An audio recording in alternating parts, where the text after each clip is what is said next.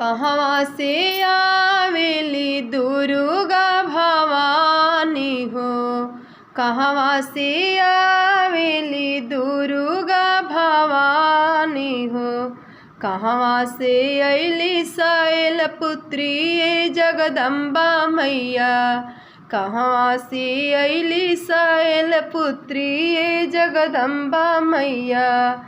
पूर्व से आवेली दुर्गा भवानी हो, पूर्व से आवेली दुर्गा भवानी हो। पर्वत से अइली शैलपुत्री जगदम्बा मैया, पर्वत से अइली शैलपुत्री जगतारनी मैया। काई देखिया मैया हंसती अइली हो, काई देखिया मैया हंसती अइली हो। काई देखिया मुस्कैली जगदम्बा मैया, काई देखिया मुस्कैली जगतारनी मैया। पंडाल देखी के मैया हंसती अइली हो, पंडाल देखी के मैया हंसती अइली हो, हंसती अइली हो। कलसा देखिया मुस्कैली भवानी मैया, कलसा देखी के मुस्कैली भवानी मैया। कलसा देखिया मुस्कैली जगतारनी मैया। कहवा से आवेली शीतला भवानी हो, कहवा से आवेली शीतला भवानी हो। कहवा से अइली ब्रह्मचारिणी जगतारनी मैया, कहवा से अइली ब्रह्मचारिणी जगतारनी मैया।